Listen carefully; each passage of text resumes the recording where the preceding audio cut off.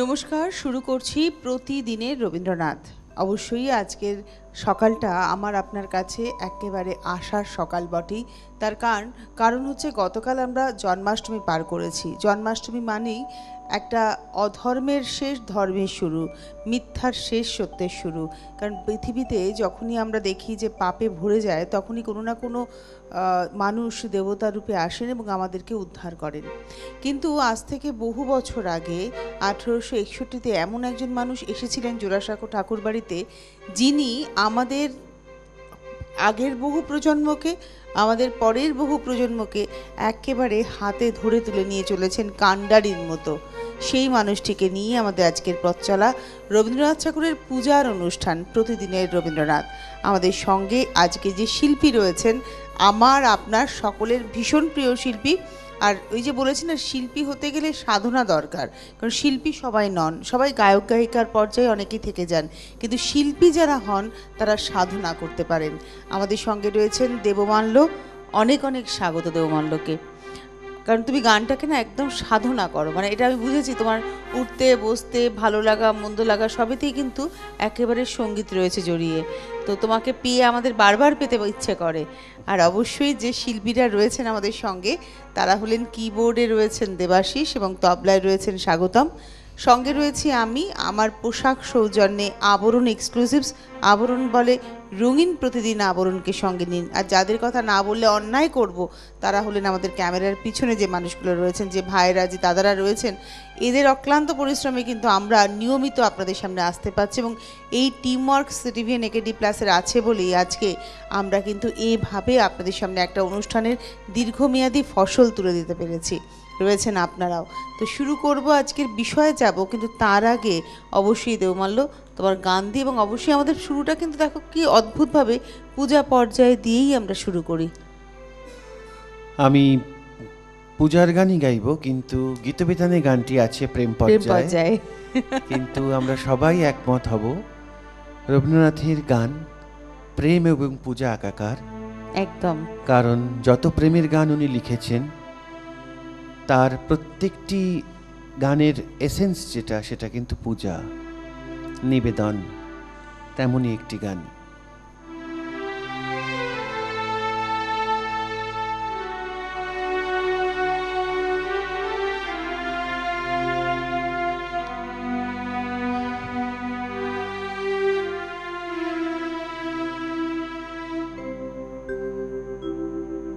আসা যাওয়ার পথের ধারে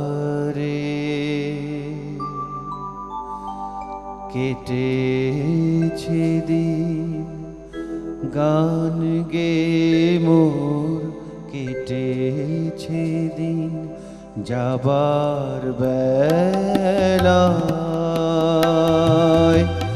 দেব কারে, যাবার বেলায় দেব কারে, বুকের কাছে বাজলো যে বিন, আসা যাওয়ার পথের ধারে কেটেছে দিন, গান গে মোর কেটেছে দিন, যাবার বেলায় দেব কারে, যাবার বেলায় দেব কারে, বুকের কাছে বাজলো যে বিন, আসা যাওয়ার পথের ধারে।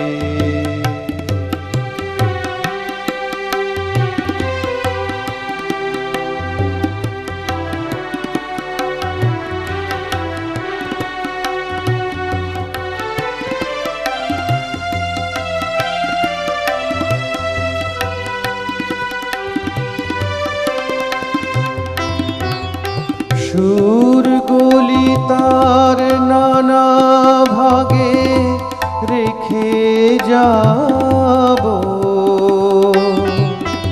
পুষ্পরাগে, সুরগুলি তার নানা ভাগে রেখে যাব পুষ্পরাগে। নীড়গুলি তার মেঘের রেখায় স্বর্ণ রেখায় ওর ববিলে যাবার বেলায় দেব কারে যাবার বেলায় দেব কারে। বুকের কাছে বাজলো যে বিন আসা যাওয়ার পথের ধারে।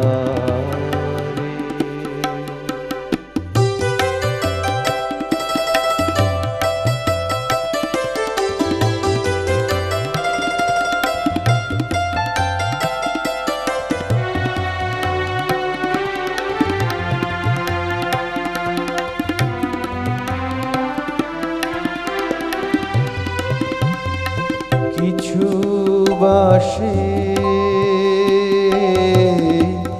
মিলন মালায় যুগল গলায় রইবে গাথা মিলন মালায়।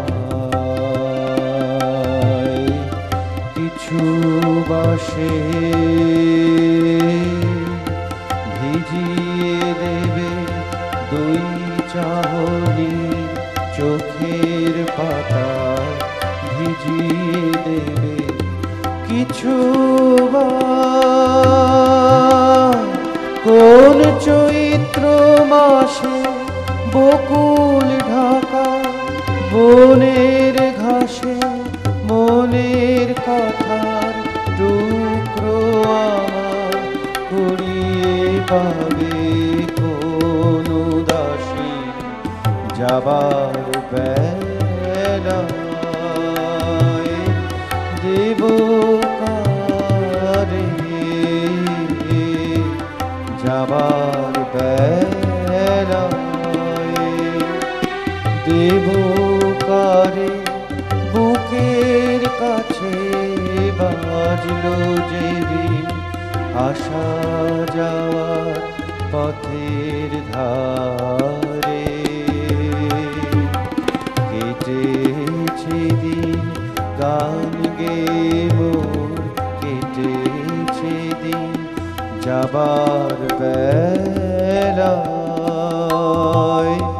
দেব কারে যাবার বেলায় দেব কারে। বুকের কাছে বাজলো যে বিন আসা যাওয়ার পথের ধারে। আমাদের আজকের বিষয়টি কিন্তু একটু ভিন্ন। বিষয়টি হচ্ছে গ্রামের উন্নতিকল্পে রবীন্দ্রনাথ।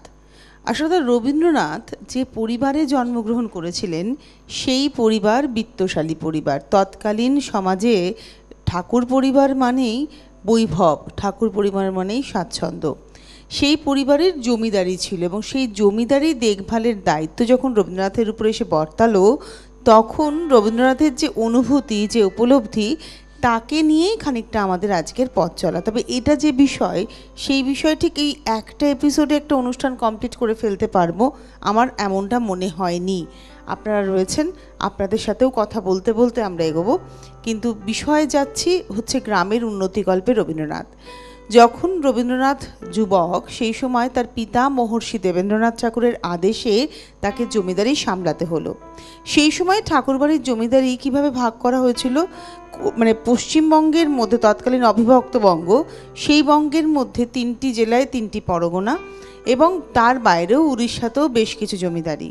তো রবীন্দ্রনাথ বেছে নিয়েছিলেন অবশ্যই শিলাইদহকে কাছারি করে, সেক্ষেত্রে বিরাহিমপুর, রাজশাহী, পাবনা এই বিভিন্ন জায়গায় তার ঘুরে বেড়ানো। আমি একটু ব্যাখ্যা করে এভাবে বলবো যে তাদের জমিদারিটা ছিল পাবনায় শাহজাদপুর, রাজশাহীতে কালীগ্রাম এবং নদিয়ার বিরাহিমপুর। আর এছাড়াও উড়িষ্যার বেশ কয়েকটি জায়গায়, ছোট ছোট 3টি জায়গার কথা আমরা উল্লেখ পাই। এই কাজের ভার এলে রবীন্দ্রনাথকে চলে যেতে হয় কলকাতার শহর ছেড়ে এবং তিনি চলে যান শিলাইদহে। সেখানে তিনি শিলাইদহকে কেন্দ্র করে এই জমিদারিটা দেখভালের কাজে লেগে পড়েন। তারপরে টুকরো টুকরো করে আজকে গল্পে এগোবো, কারণ দেবমাল্য আছে, ওকে বেশিক্ষণ আমি বসিয়ে রাখবো না, একটু গানে যাব। আমি জানি তোমরা যে গানটা গাইতে হয়তো একটু অসুবিধা হচ্ছে, কি না? না ঠিকই আছে, আমাদের গান শুনতে কিন্তু কোনো অসুবিধা হচ্ছে না, গানটা ঠিকই গাইছো। জানি না, আমার শরীরটা ভালো নেই, ওই জন্যই বললাম, চেষ্টা করছি।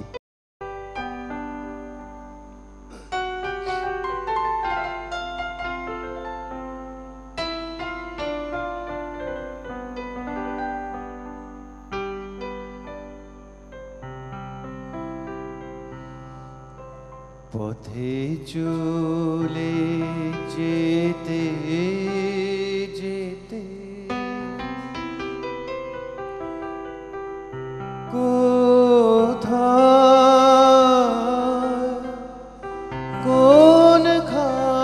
কোনখানে তোমার পরশবাসে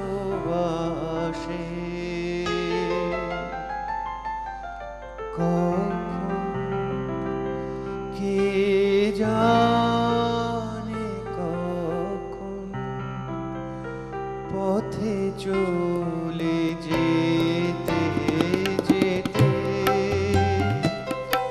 পথে চলে যেতে যেতে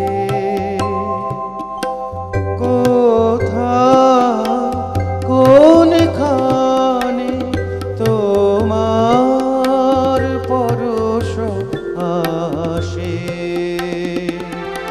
কখন কে জানে কখন পথে চলে যেতে যেতে।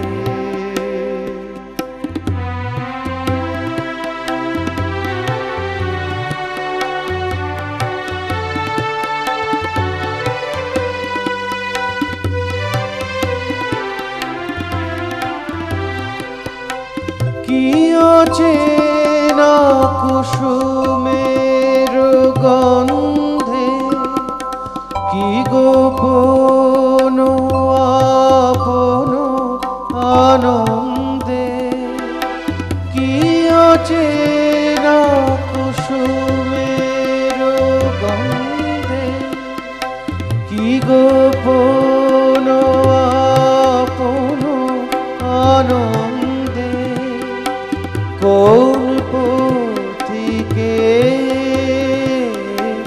কোন গানে তোমার পরশবাসে,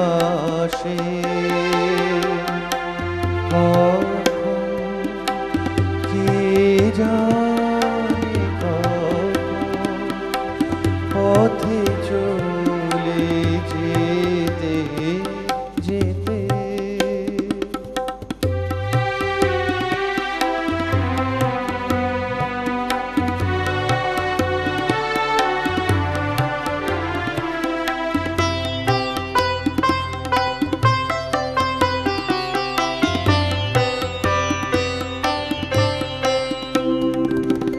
সহসা দারুণ দুঃখ তাপে সকল ভুবন যাবে কাঁপে, ভুবন যাবে কাঁপে, সহসা দারুণ দুঃখ তাপে সকল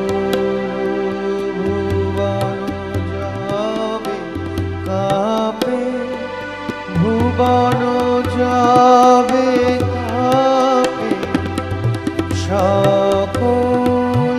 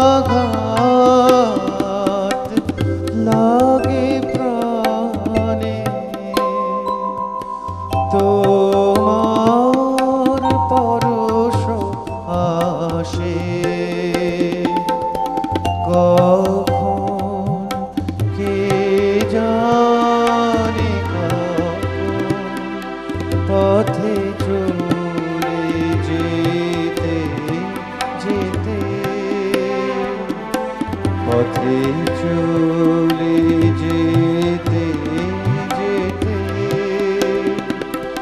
কোথায় কোনখানে তোমার পরশ আসে, কে জানে পথে চলে যেতে যেতে, পথে চলে যেতে যেতে। আমাদের সঙ্গে রয়েছেন শিল্পী দেবমাল্য, আর অবশ্যই রয়েছেন আরও দুই শিল্পী, কিবোর্ডে দেবাশিস, তবলায় রয়েছেন স্বাগতম, সঙ্গে রয়েছি আমি। আজকে আমার পোশাক সৌজন্যে আবরণ এক্সক্লুসিভস, আবরণ বলে রঙিন প্রতিদিন আবরণকে সঙ্গে নিন। আর আজকে একটু বলি, আজকে এখান থেকেই বলে দিই, তাই তো অলোকদার আজকে জন্মদিন। অলোক রায়চৌধুরী আমাদের সবার, আমরা সবাই একসাথে অলোকদাকে বললাম শুভ জন্মদিন, আমরা সবাই একসাথে। আমি জানি না অলোকদা দেখছেন নিশ্চয়ই। আপনার জন্মদিনে আমাদের তরফ থেকে অনেক শুভেচ্ছা রইল, কারণ আমি এটা এই কারণে আমরা সবাই মিলে বললাম, কারণ আপনি আমাদের পরিবারের সদস্য একদম। হ্যাঁ, ফোনে হলে যদি অলোকদা থাকেন, যদি ফোনে আসেন ভালো লাগবে, কেননা আপনি এই পরিবারেরই সদস্য, এটুকু আমরা ভীষণ অন্তর থেকে বিশ্বাস করি। তো আজকে আমরা বিষয়ে যাব, তবে তার আগে তোমার গান দিয়ে আবার একবার পথ চলা শুরু করি।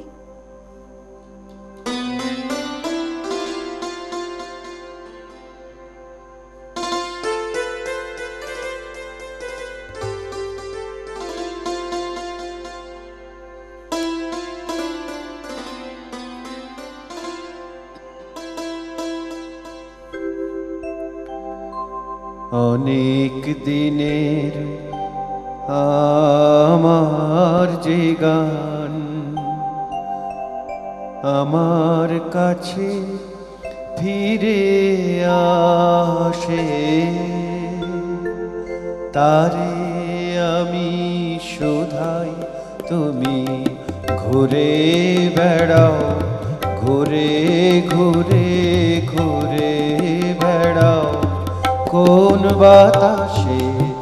অনেক দিনের আমার যে গান আমার কাছে ফিরে আসে,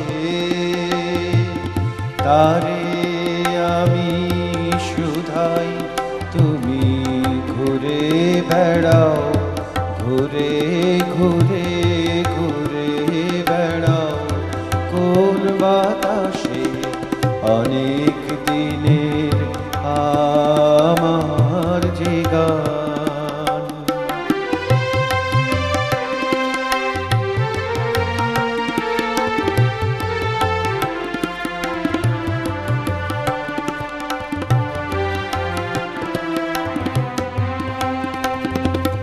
যে ফুল গেছে সকল ফেলে, গন্ধ তাহার কোথায় পেলে। যে ফুল গেছে সকল ফেলে, গন্ধ তাহার কোথায় পেলে। যার আশার শূন্য হলো, কিশোর জাগাও তাহার আসে। অনেক দিনের আমার যে গান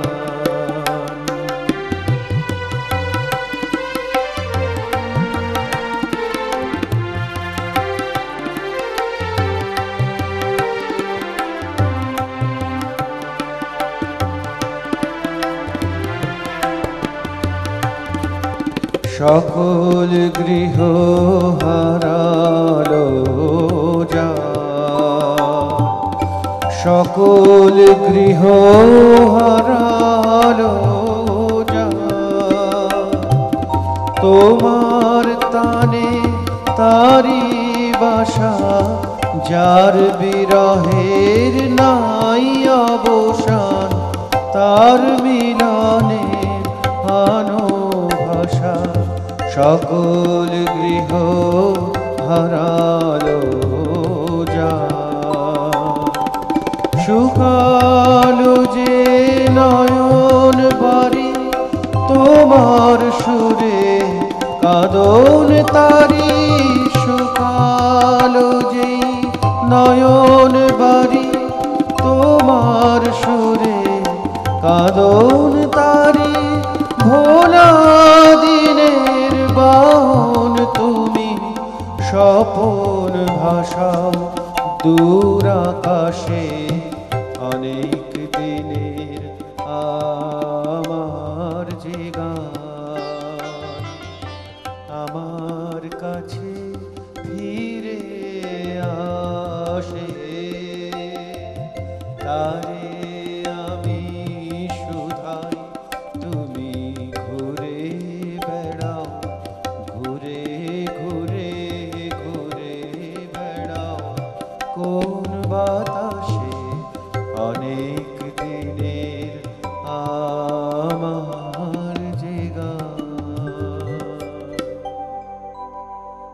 গ্রামের উন্নতিকল্পে রবীন্দ্রনাথে এবার আমাদের ফিরতে হবে। আমরা বলেছিলাম যে শিলাইদহকে রবীন্দ্রনাথ তার মানে প্রধান কার্যালয় করলেন এবং সেখানে শিলাইদহে গঙ্গা মানে নদীর ধারে সেখানে পদ্মা নামে একটি বোট, সেই বোটে করে রবীন্দ্রনাথ তার বিভিন্ন জমিদারি পরিদর্শন করতে যেতেন। তৎকালীন অবিভক্ত বাংলায় নদীপথ এতটাই বিশাল ছিল এবং খাল বিল এতটাই ছিল যে এই পথেই বিভিন্ন জায়গা রবীন্দ্রনাথ পরিদর্শন করতেন। এই পদ্মার বোটে করেই তার জমিদারি তিনি চালাতেন। এই পদ্মার বোটে করে তিনি কুষ্টিয়া, প্রতিশর বিভিন্ন জায়গায় ঘুরে বেড়াতেন। এই ঘুরে বেড়ানোর ক্ষেত্রে রবীন্দ্রনাথ ভীষণ ভালোবাসতেন, তার কারণ ঘুরে বেড়াতে গিয়ে প্রকৃতি তাকে কাছে টানত এবং মানুষের জীবনযাত্রা, সারাদিনে একজন মানুষ দৈনন্দিন কি কি কাজ করছেন এটা রবীন্দ্রনাথকে আকৃষ্ট করত। কারণ রবীন্দ্রনাথ এটা খুব অন্তর থেকে উপলব্ধি করেছিলেন এবং সেটাই তিনি পরবর্তী পর্যায়ে তার লেখাতে বিভিন্নভাবে পাই আমরা। গ্রামের উন্নতি সাধন না হলে দেশ এগোবে না, মানুষকে ভালো না বাসতে পারলে, মানুষের সেবা না করতে পারলে দেশের উন্নয়ন হবে না। এ কথা কিন্তু রবীন্দ্রনাথ বারবার তার বিভিন্ন লেখায় বলেছেন। তিনি যখন জমিদারি সামলাচ্ছেন সেই সময় কিন্তু একদিকে বাংলা একেবারে উত্তপ্ত, সেই সময় বঙ্গভঙ্গ আন্দোলন শুরু হয়েছে এবং রবীন্দ্রনাথ কিন্তু এই বঙ্গভঙ্গ আন্দোলনে সক্রিয়ভাবে কাজের করেছিলেন। সেই সময় রবীন্দ্রনাথ বিভিন্ন সভা সমিতি করতেন এই তার জমিদারি অঞ্চলে এবং রবীন্দ্রনাথ আর 5 জন জমিদারের মতো ছিলেন না, তিনি কিন্তু মানুষ ছিলেন, মানুষের বন্ধু ছিলেন। মানে জমিদার অথচ তিনি মানুষের খুব কাছাকাছি। জমিদার কিন্তু তিনি সভা সমিতিতে গিয়ে যখন দেখলেন হিন্দু মুসলমানের গোঁড়ামি, সেই সময় কিন্তু তিনি প্রতিবাদ করতে শুরু করলেন। রবীন্দ্রনাথ ছিলেন। আমাদের সঙ্গে কোনো বন্ধু রয়েছেন? নমস্কার, কে রয়েছেন? নমস্কার তুলসীদি। হ্যাঁ বলুন। আমি পান্ডুয়া থেকে বলছি, বাদল চন্দ্র মন্ডল। বলুন দাদা। বলছি সবাইকে শ্রদ্ধা প্রণাম জানিয়ে একটা কথা বলবো। আজকে তো বিষয়টা খুব ভালো, গ্রামের উন্নতি। এই যে আজকে যে ব্যাংক, আজকে যে বন্ধন ব্যাংক হচ্ছে বা কোঅপারেটিভ ব্যাংক বা এইচডিএফসি ব্যাংকগুলো, এই ব্যাংক কিন্তু শান্তিনিকেতনে মুহূর্তে প্রথম কিন্তু উনি তৈরি করেছিলেন, এটা আমার জানা আছে ভালো করে। সুতরাং ব্যাংকে ধার দেওয়া এবং ধার শোধ করা, ঋণ দেওয়া, এগুলোর কাজ কিন্তু রবীন্দ্রনাথ প্রথম। আসলে রবীন্দ্রনাথ এটা বুঝেছিলেন যে কৃষকদের হাতে অর্থ থাকতে হবে এবং কৃষকদের হাতে তো অর্থভাবে পাওয়া যায় না, কৃষকরা তো চাষবাস করবেন, কিন্তু তাদেরকে যদি অর্থনৈতিকভাবে স্বনির্ভর করা যায়, এই সমবায় ব্যাংক তার মাথা থেকেই কিন্তু প্রথম বেরিয়েছিল। এই হচ্ছে যে কত আগে উনি ওটা ভেবেছিলেন সেটা তো। তারপর আর একটা কথা বলি দিদি, যে ওদের গ্রামে গগনেন্দ্র, তারপর হেমেন্দ্রনাথের ইত্যাদি সবাই একটা দল করে নেয় লেখাপড়ার জন্য, কোন গ্রামের কি করে উন্নতি হয়, গ্রামে গ্রামে যেতেন, শান্তিনিকেতন থেকে গ্রামে গ্রামে যেতেন। আমি এক জায়গায় পড়লাম যে গ্রামে গ্রামে গিয়ে তারা গরিব মানুষের বাড়িতে গিয়ে তারা শিখতেন, বলতেন তোমরা এই করো এই করো এই করো। এটা না মোটামুটি আমি যা পড়াশোনা করছি পৃথিবীর ইতিহাস ভালো জানা হয়নি। আমরা না চিরঋণী, আমরা রবীন্দ্রনাথ ঠাকুরের কাছে চিরঋণী। সঙ্গে থাকুন। ধন্যবাদ ধন্যবাদ ধন্যবাদ ফোন করার জন্য, ধন্যবাদ। আমি কি দেখো দেবমালা, আমার মনে হয়, তোমার মনে হয় না যে আমরা রবীন্দ্রনাথ ঠাকুরের কাছে চিরঋণী? মানে বিভিন্ন সময় বিভিন্ন অনুভূতির ক্ষেত্রে রবীন্দ্রনাথ আমাদের সহায়। আবার আমাদের এই যে আজকে আমরা ভালোভাবে রয়েছি, আমি তো বলি যে আমরা মেয়েরা এতদূর এগিয়েছি, বিদ্যাসাগর শুরু করেছিলেন, কিন্তু স্বামীজি ভেবেছিলেন, স্বামীজি বলেছিলেন, রবীন্দ্রনাথ কাজে করে দেখিয়েছিলেন। এটা অস্বীকারের কোনো জায়গাই আমাদের নেই। এবং ঠাকুরবাড়ির কাছে আমরা মেয়েরা কৃতজ্ঞ। আমাদের এই যে স্বাধীনতা, যেটা বাক স্বাধীনতা বলুন এবং আমাদের সব কিছুর স্বাধীনতা, পথ দেখিয়েছে কিন্তু ঠাকুরবাড়ি, এটা অস্বীকারের কোনো জায়গাই নেই। তো আমরা একটু তোমার গানে যাই, কারণ তোমার গানের পরে ফিরে এসে রবীন্দ্রনাথ কি বক্তৃতা দিয়েছিলেন একটি সভাতে, তার জমিদারির অন্তর্গত একটি অঞ্চলে গিয়ে, আমি সেটা একটু পড়ে শোনাবো।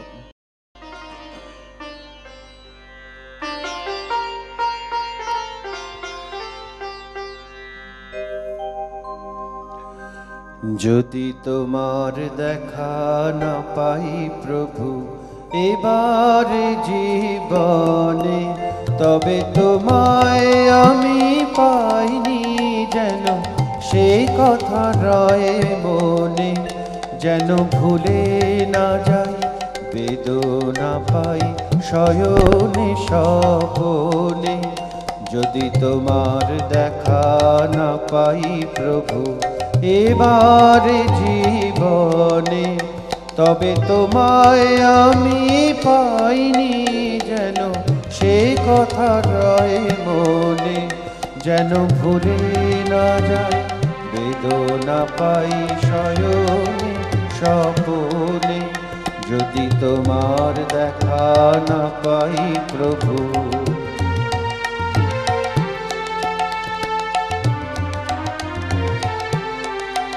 আমার যতই দিবস কাটে, আমার যতই দিবস কাটে, আমার যতই দুহাত ভরে ওঠে ধনে, এই সংসারের হাটে আমার যতই দিবস কাটে, আমার যতই দুহাত ভরে ওঠে ধনে, তবু কিছুই আমি পাইনি যেন সে কথা রয় মনে। যেন ভুলে না যাই বেদনা পাই শয়নে স্বপনে। যদি তোমার দেখা না পাই প্রভু এবারে জীবনে, তবে তোমায় আমি পাইনি যেন সে কথা রয় মনে। যেন ভুলে না যাই বেদনা পাই শয়নে স্বপনে। যদি তোমার দেখা না পাই প্রভু।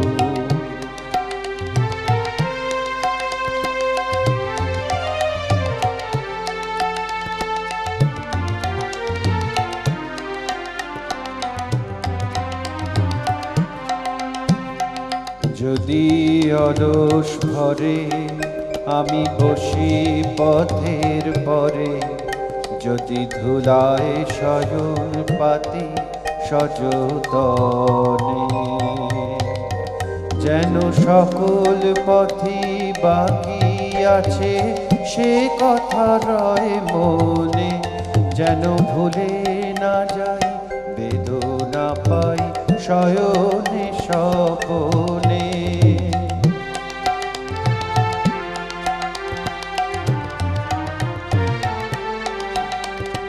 যতই উঠে হাসি ঘরে, যতই বাজে বাঁশি, ওগো যতই গৃহ সাজাই আয়োজনে। যতই উঠে হাসি ঘরে, যতই বাজে বাঁশি, ওগো যতই গৃহ সাজাই আয়োজনে। যেন তোমায় ঘরে হয়নি আনা সে কথা রয় মনে। যেন ভুলে না যাই বেদনা পাই শয়নে স্বপনে। যদি তোমার দেখা না পাই প্রভু এবারে জীবনে, তবে তোমায় আমি পাইনি যেন সে কথা রয় মনে। যেন ভুলে না যাই বেদনা পাই শয়নে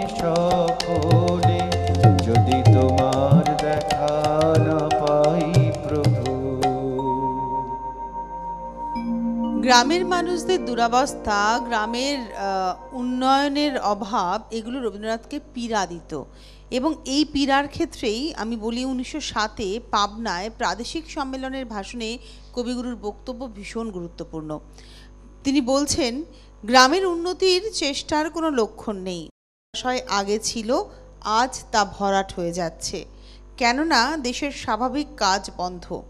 যে গোচারণের মাঠ ছিল তা রক্ষণের কোনো উপায় নেই, যে দেবালয় ছিল তার সংস্কারের শক্তি নেই, যে সকল পণ্ডিত সমাজের বন্ধন ছিলেন তাদের গণ্ডমূর্খ ছেলেদের আদালতে মিথ্যা সাক্ষ্য দেবার কাজে লাগানো হচ্ছে।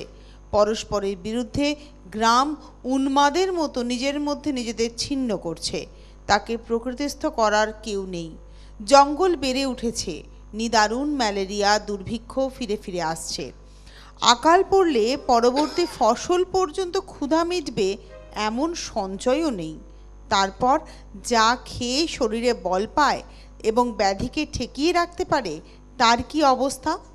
ঘি দূষিত, দুধ দুর্মূল্য, মাছ দুর্লভ, তেল বিষাক্ত, অন্ন নাই, স্বাস্থ্য নাই, আনন্দ নাই, ভরসা নাই, পরস্পরের সহযোগিতা নাই। আঘাত এলে মাথা পেতে নিই, অবিচার উপস্থিত হলে নিজের অদৃষ্টকে দোষী করি। গ্রামের অবস্থা সম্বন্ধে তিনি জেনে এবং সকলকে জানিয়েও কিন্তু ক্ষান্ত ছিলেন না। জমিদারির ভার নেবার পর রবীন্দ্রনাথ নিজে কি করতে পারেন গ্রামের উন্নতিকল্পে, সেই চিন্তাই কিন্তু অহরহ করে গেছেন এবং তার প্রতিকারের ব্যবস্থাও তিনি করেছেন। আর এই ভাষণের কথাটুকু বলতে গিয়ে আমার কেন জানি না মনে হলো কি প্রাসঙ্গিক আজকের সঙ্গে। তুমি বলো তো, কবে উনি 1907-এ কথা বলেছেন, আজকে 2016-তেও কি আমরা খুব এগিয়েছি? মনে তো হয় না। আমাদের সঙ্গে কোনো বন্ধু রয়েছেন। নমস্কার। নমস্কার। কে বলছেন? আমি টালিগঞ্জ চন্দ্রমন্ডল লেন থেকে দুর্গাদাস সরকার। হ্যাঁ দাদা বলুন। নমস্কার, বলুন। রবীন্দ্রনাথ এই শহরের যে নগরায়ন, এটাকে উনি বিশেষ পছন্দই করতেন না, এটাকে তিনি সভ্যতাই বলতে পারতেন না, যার জন্য বলেছিলেন দাও ফিরে সে অরণ্য। কথাটা হচ্ছে আমাদের ভারতবর্ষ যে সোনার দেশ হয়েছে সেটা তো গ্রামের জন্যই, গ্রামের ফসল, গ্রামের চাষবাস, গ্রামের উন্নতি, কাজে গ্রামীণ শিল্প, গ্রামীণ সংস্কৃতি সবটাই গ্রামকে নিয়ে। তো সেই গ্রামটাই যদি না বাঁচে তাহলে দেশের সম্পদটা কোথায়? আর রবীন্দ্রনাথ জমিদারি কর্ম উপলক্ষে বাস করার সময় যে বৃহৎ বাংলার পরিচয় পেয়েছিলেন, তার ফলে, এবং সেটা তার শুধু মানে কথা শুধু নয়, তিনি শয়নে নয়নে সবসময় তিনি ভাবতেন গ্রামের কথা। বিশ্বের যেখানে যেখানে গেছেন গ্রাম বাংলার ছবি তার মনের মধ্যে সবসময় থাকতো। সেই গ্রামের উন্নতিকল্পে তিনি সারা জীবন ধরেই ভেবেছেন। তিনি নিজে ভেবেছেন, তার পুত্রকে সেই কারণে তিনি বিদেশ থেকে পড়িয়ে নিয়ে এসেছিলেন। একদম সেটাই বলছি। একদম। ধন্যবাদ দুর্গাদাস দা। আমরা একটু গানে যাই এবার, কিন্তু তুই একটু জল খেয়ে নে। আচ্ছা।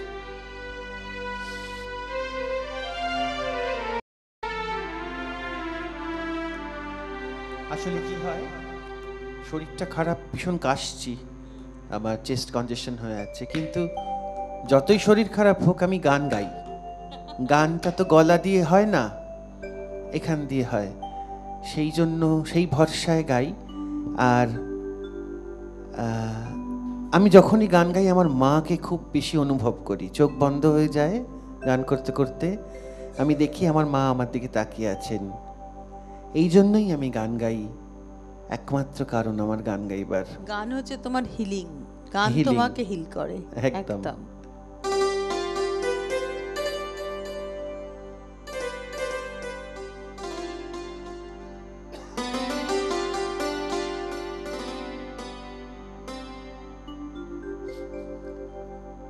আমার এ ঘরে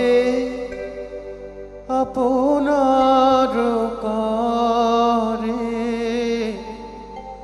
গৃহদীপ খানি জালো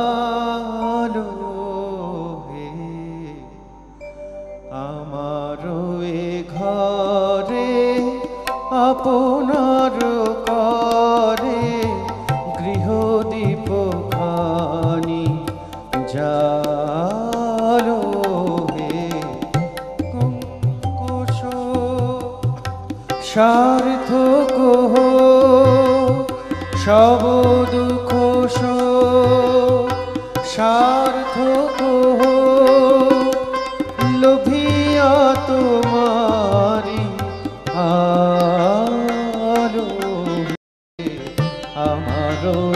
ঘরে আপনার করে গৃহদীপ খানি জালো হে।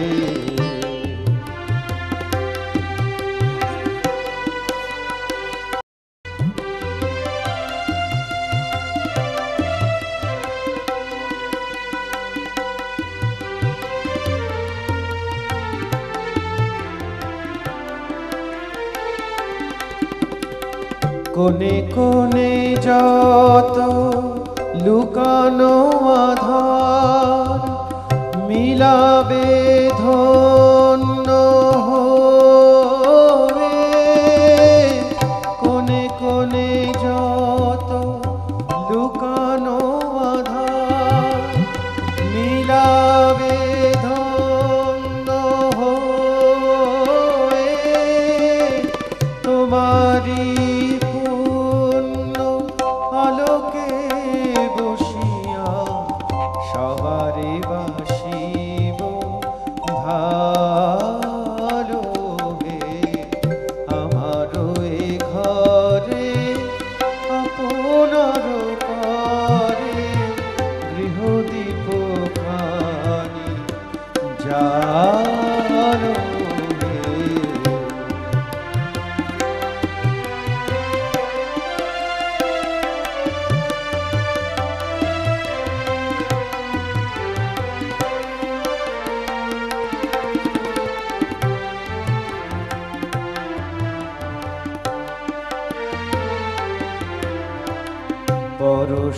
পরশমণির প্রদীপ তোমার অচপল তার জ্যোতি সোনা করে লবে পলকে আমার সকল কলঙ্ক কালো। পরশমণির প্রদীপ তোমার অচপল তার জ্যোতি সোনা করিলাবে পলকে আমার সকল কলঙ্ক কালো। আমি যত দীপ জ্বালিয়াছি তাহে শুধু জ্বালা শুধু কালি। আমি যত দীপ জ্বালিয়াছি তাহে শুধু জ্বালা শুধু কালি। আমার ঘরের দুয়ারে শিয়ারে তোমারি কিরণ ঢালো হে। আমার ঘরে আপনার করে গৃহদীপ খানি জালো হে। সব দুঃখ সার্থক সব দুঃখ সার্থক লোভিয়া তোমারি আলো হে। আমারও এ ঘরে আপনার করে গৃহদীপ খানি জালো হে। আমারও এ ঘরে আপনার করে গৃহদীপ খানি জালো হে। আপনারা দেখছেন প্রতিদিনের রবীন্দ্রনাথ, আজকের বিষয় গ্রামের উন্নতিকল্পে রবীন্দ্রনাথ। আমি শেষ অবধি বলেছি যে তার পুত্রকে তিনি বিদেশে পাঠিয়েছেন, তারপর থেকে আমার পথ চলা। আমার সঙ্গে রয়েছেন শিল্পী দেবমাল্য, সঙ্গে রয়েছেন কিবোর্ডে দেবাশিস এবং তবলায় রয়েছেন স্বাগতম, আর অবশ্যই আমি রয়েছি সঙ্গে আপনাদের। আর আমার আজকের পোশাক সৌজন্যে আবরণ এক্সক্লুসিভস। আবরণ বলে রঙিন প্রতিদিন আবরণকে সঙ্গে নিন। কিন্তু এবারে আমরা চলে যাব দেবমাল্যর গানে, আর গানের সঙ্গে গল্পও আছে তোমার। হ্যাঁ, যে গানটি গাইবো এটি বিচিত্র পর্যায়ের একটি গান।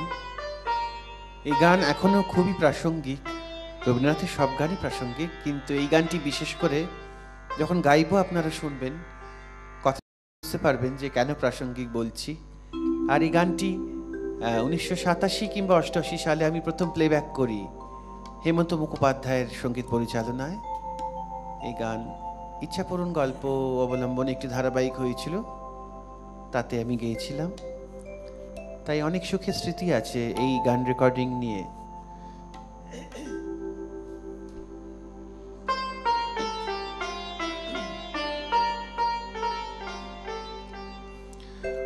ভালো মানুষ নই রে মোরা, ভালো মানুষ নই, ভালো মানুষ নই রে মোরা, ভালো মানুষ নই।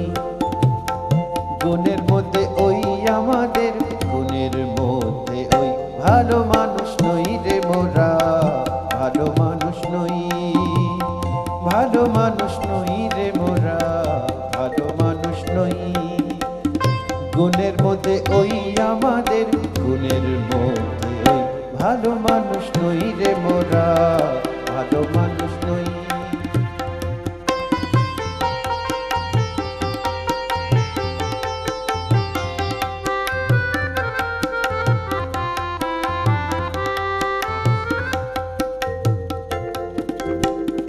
দেশে দেশে নিন্দে রটে, পদে পদে বিপদ ঘটে। দেশে দেশে নিন্দে রটে, পদে পদে বিপদ ঘটে। পুঁথির কথা কইনে মোরা, পুঁথির কথা কইনে মোরা, উল্টো কথা কই। গুণের মধ্যে ওই ভালো মানুষ নই রে মোরা, ভালো মানুষ নই। গুণের মধ্যে ওই আমাদের, গুণের মধ্যে ওই ভালো মানুষ নই রে মোরা, ভালো মানুষ নই।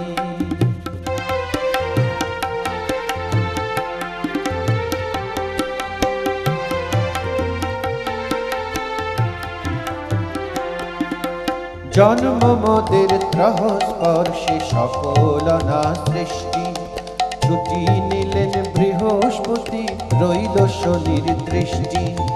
জন্ম মোদের ত্রহ স্পর্শে সকল না সৃষ্টি। ছুটি নিলেন বৃহস্পতি, রইল শনির দৃষ্টি। অযাত্রাতে নৌকো ভাষা, রাখিনে ভাই ফলের আশা। অযাত্রাতে নৌকো ভাষা, রাখিনে ভাই ফলের আশা। আমাদের আর নাই যে গতি, আমাদের আর নাই যে গতি, বেশেই চালাবো। গুণের মধ্যে ওই ভালো মানুষ নই রে মোরা, ভালো মানুষ নই, ভালো মানুষ নই রে মোরা, ভালো মানুষ নই। গুণের মধ্যে ওই আমাদের, গুণের মধ্যে ওই ভালো মানুষ নই রে মোরা, ভালো মানুষ নই। গুণের মধ্যে ওই আমাদের, গুণের মধ্যে ওই ভালো মানুষ নই রে মোরা, ভালো মানুষ নই। সত্যি প্রাসঙ্গিক, সত্যি প্রাসঙ্গিক। 1915 সালে কবি গানটা লিখেছিলেন, তখন তার 53 বছর বয়স। আর সত্যি কথা বলতে কি, তখন তো তাকে নিয়ে নানাবিধ সমালোচনাও চলছিল, কারণ নোবেল পাওয়ার পরে তাকে নিয়ে সমালোচনা তখনও চলেছে, এতদিন পরেও তাকে নিয়ে সমালোচনাই আমরা করে চলেছি। অদ্ভুত লাগে এক এক সময়। আমার মনে হয় যে সত্যি আমরা কীরকম একটা আমাদের কণ্ঠস্বরের উপরে কেউ হয়তো হাত দিয়ে চাপিয়ে রেখে দিয়েছে, আমরা কিছু বলতে পারি না। আমি চলে আসি আজকের বিষয়ে। রবীন্দ্রনাথ যখন স্বদেশী আন্দোলনের সক্রিয় ভূমিকা নিলেন 1905-এ, সেই সময় তিনি তার পুত্র রথীন্দ্রনাথকে নিয়ে পড়াশোনার জন্য পাঠিয়েছিলেন আমেরিকাতে। এবং আমেরিকা থেকে ইউরোপ ঘুরে যখন রথীন্দ্রনাথ 1906 সালে ফিরলেন দেশে, তখন রবীন্দ্রনাথ কিন্তু তাকে নিয়ে চলে গেলেন একেবারে শিলাইদহে, এবং তিনি তার পুত্রকে সেখানে নিয়ে পাঠালেন এই কারণেই দেখানোর জন্য।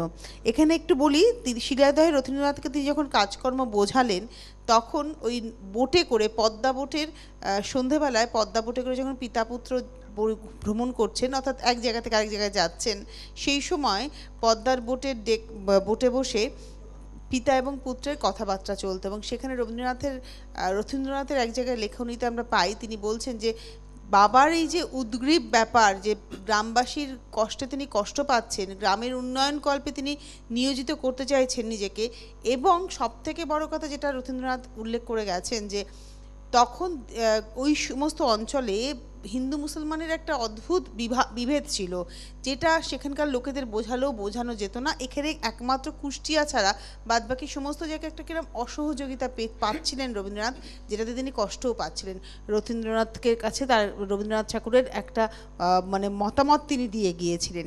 তো কুষ্টিয়ায় একমাত্র যেখানে রবীন্দ্রনাথ যেভাবে চেয়েছিলেন কাজ করতে পেরেছিলেন, এবং পরবর্তী পর্যায়ে বোঝানোর চেষ্টা করেছেন সমস্ত অঞ্চলে, তার জমিদারি অঞ্চলে। একটু আগে একজন বললেন না, তিনি গ্রামের অভ্যন্তরে চলে যেতেন গ্রামের মানুষকে বোঝানোর জন্য, এটা বাস্তবিক কথা। এবং এই সময় তিনি যখন শিলাইদহে প্রথম সংসারটি পাতলেন প্রথম দিকে, তখন কিন্তু মৃণালিনী দেবীও তাকে সেইভাবে সহযোগিতা করেছিলেন সম্পূর্ণভাবে। এবং আজকে তার নোবেল পাওয়ার প্রায় অনেকটা অর্থই তিনি দান করে দিয়েছিলেন এই গ্রামের উন্নতিকল্পে। শুধু শান্তিনিকেতন আমরা ভাবি যে তিনি বিশ্বভারতীকেই তৈরি করার জন্য দান করেছিলেন, তা নয়, গ্রামের উন্নতিকল্পেও কিন্তু তিনি অনেক কিছু করেছেন। এই যে আজকে সমবায় ব্যাংক, তার ধারণাও কিন্তু রবীন্দ্রনাথই আমাদের মধ্যে প্রথম নিয়ে এসছেন। এই যে হাতের কাজ, বাটিক শিল্প নিয়ে আমরা অনেক কথা বলি এখন, তাকেও কিন্তু বিদেশ থেকে রবীন্দ্রনাথই হাতে ধরে ভারতবর্ষের ভেতরে আনেন। এরকম নানাবিধ উন্নতির কাজ তিনি কিন্তু করে গেছেন আমাদের রবীন্দ্রনাথ ঠাকুর। চলে যাই তোমার পরের গানে।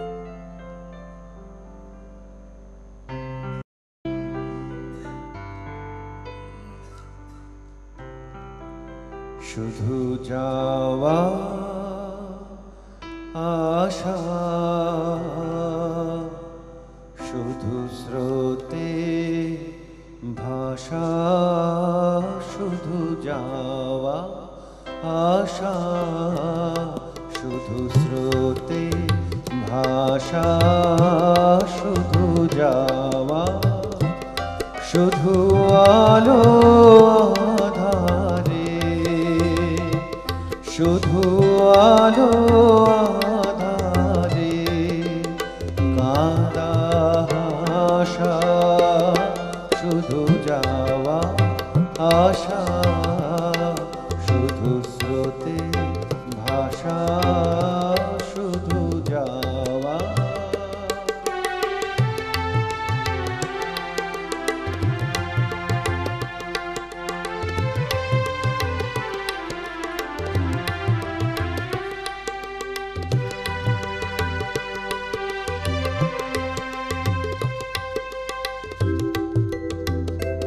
শুধু দেখা পাওয়া, শুধু ছুঁয়ে যাওয়া, শুধু দূরে যেতে যেতে কেঁদে যাওয়া, শুধু দেখা পাওয়া, শুধু ছুঁয়ে যাওয়া, শুধু দূরে যেতে যেতে কেঁদে যাওয়া, শুধু নব দুরাশায় আগে চলে যায়, নব নব দুরাশায় আগে চলে যায়, পিছে ফিরে যায় মিছে আশা, শুধু যাওয়া আশা, শুধু স্রোতে ভাষা, শুধু যাওয়া।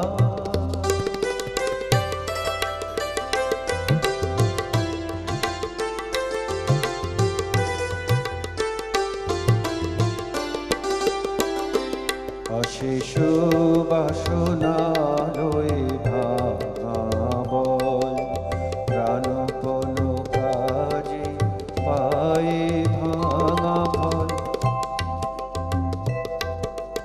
ভাঙা তরি ধরে ভাসে পারাবারে, ভাঙা তরি ধরে ভাসে পারাবারে, ভাব কেঁদে মরে ভাঙা ভাষা, হৃদয়ে হৃদয়ে আধো পরিচয়, আধোখানি কথা সঙ্গ নাহি হয়।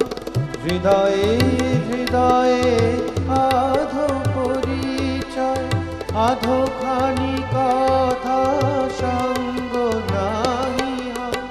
লাজে ভয়ে ত্রাসে আধো বিশ্বাসে, লাজে ভয়ে ত্রাসে আধো বিশ্বাসে, শুধু আধোখানি ভালোবাসা, শুধু যাওয়া আশা, শুধু স্রোতে ভাষা, শুধু যাওয়া, শুধু আলো আধারে, শুধু আলো আধারে, কাদা হাসা, শুধু যাওয়া আশা, শুধু স্রোতে ভাষা, শুধু যাওয়া।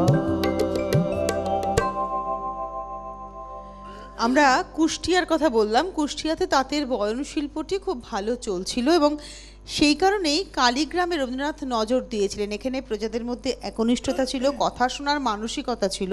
সেই কারণেই এখানে রবীন্দ্রনাথ করেছিলেন কি না, পরগনার সমস্ত মিলে একটা সমিতি গঠন করেছিল এবং একজনকে প্রধান বলে নির্বাচিত করা হয়েছিল।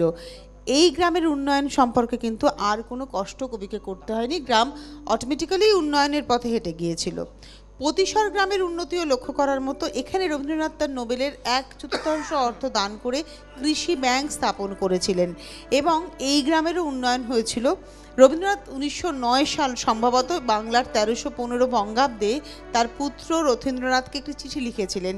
তিনি লিখছেন, যাতে গ্রামের নিজেদের হিত সাধনে সচেষ্ট হয়ে ওঠে, পথঘাট সংস্কার করে, জলকষ্ট দূর করে, সালিশের বিচার বিবাদ নিষ্পত্তি করে, বিদ্যালয় স্থাপন করে, জঙ্গল পরিষ্কার করে, দুর্ভিক্ষের জন্য ধর্মগোলা বসায় ইত্যাদি সর্বপ্রকারের গ্রাম্য সমাজের হিতে নিজের চেষ্টা নিয়োগ করতে উৎসাহিত হয়, তারই ব্যবস্থা করা গিয়েছে। রবীন্দ্রনাথের দীর্ঘকালের চেষ্টা যে এমন সুফল দিয়েছে সেটা রথীন্দ্রনাথ দেখে আনন্দ আর চেপে রাখতে পারেননি। সেই কবে কবি ভেবেছিলেন গ্রামকে উন্নয়নের পথে নিয়ে যেতে হবে এবং ধীরে ধীরে কিন্তু তিনি সেই পথে নিজেকে সম্পূর্ণ নিয়োজিত করেছিলেন এবং তার পুত্র রথীন্দ্রনাথ তার পিতার এই স্বপ্নকে সার্থক করার জন্য একই পথে হেঁটেছিলেন। আমরা মনে হয় শুধু রবীন্দ্রনাথ ঠাকুরের কথা বলছি, এখানে রথীন্দ্রনাথ ঠাকুরও কিন্তু সমানভাবে আলোচনার বিষয় হয়ে উঠতে পারতেন। তো আমাদের হাতের সময় নেই, বিদায় নেওয়ার পালা। দেবমাল্যকে ধন্যবাদ জানাবো, ধন্যবাদ দেবাশিস এবং স্বাগতমকে। শেষ গান শুনতে শুনতে আমরা বিদায় নেব। ভালো থাকবে, সুস্থ হয়ে উঠবে এবং আরো সুন্দর করে আমাদের গান শোনাবে।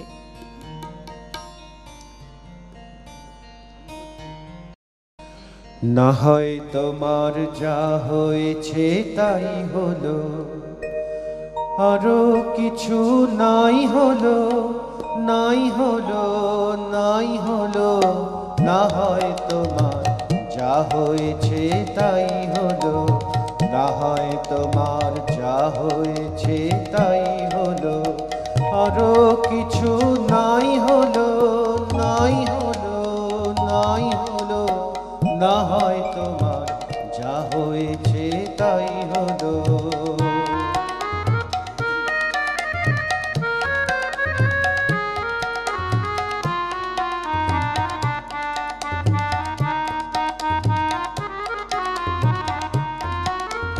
কেউ যা কভু দেয় না ফাঁকি, সেইটুকু তোর থাক না বাকি। কেউ যা কভু দেয় না ফাঁকি, সেইটুকু তোর থাক না বাকি। পথে না হয় ঠাঁই হলো, আরো কিছু নাই হলো, নাই হলো। না হয় তোমার যা হয়েছে তাই হলো, না হয় তোমার যা হয়েছে তাই হলো।